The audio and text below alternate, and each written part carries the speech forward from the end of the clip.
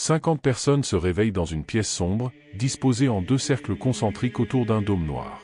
Lorsqu'elles tentent de quitter leur plateforme désignée ou de toucher les autres, des alarmes se déclenchent.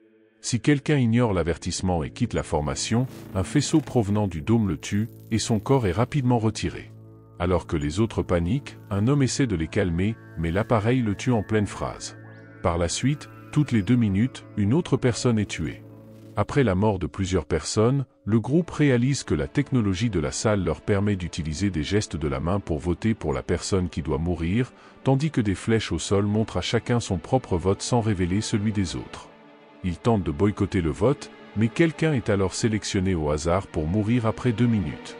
Sur suggestion de quelqu'un, le groupe gagne du temps pour réfléchir en décidant à l'avance d'éliminer les personnes âgées, qui mourraient de toute façon les prochaines, pour les sélections suivantes.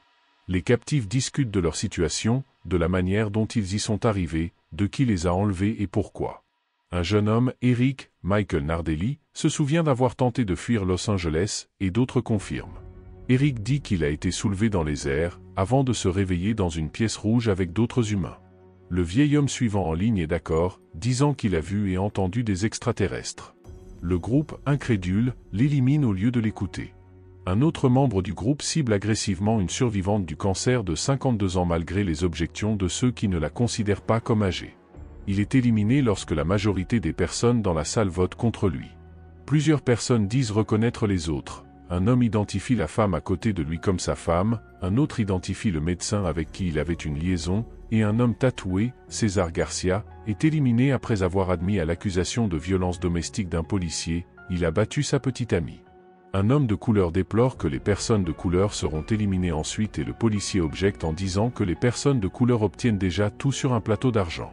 Après que plusieurs minorités soient rapidement éliminées, un homme afro-américain, Kole Mustafa Speak, affirme que le processus est devenu raciste. Plusieurs autres contestent cela, mais lorsque le policier lance une tirade raciste, il est le prochain à être sélectionné. Les captifs expérimentent le vote, découvrent qu'ils ne peuvent pas voter pour eux-mêmes et tentent de donner une voix à chaque personne dans le cercle.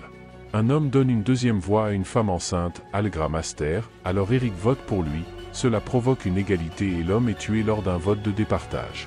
Après que plusieurs se soient suicidés, menés par Sean, Daniel Yelski, en quittant la formation pour acheter du temps aux autres, un athée, René Égé, provoque les croyants qui louaient la foi des volontaires.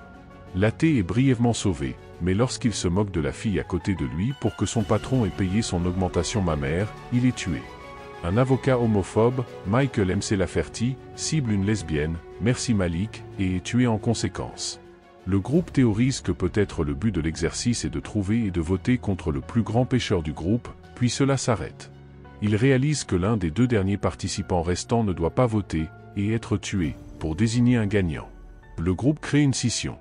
Un bloc, mené par Eric, un marine, Jordi Villazuso, et la survivante du cancer, Lisa Pélican, croit que tout le monde doit se sacrifier pour sauver une femme enceinte et une petite fille, Molly Jackson, tandis que l'autre bloc, mené par un homme barbu, Kewi Liman-Mercereau, et un homme riche, Daniel Lanche, veut les éliminer immédiatement comme une menace à leur survie, croyant que tout le monde est égal et que personne ne devrait bénéficier de privilèges spéciaux.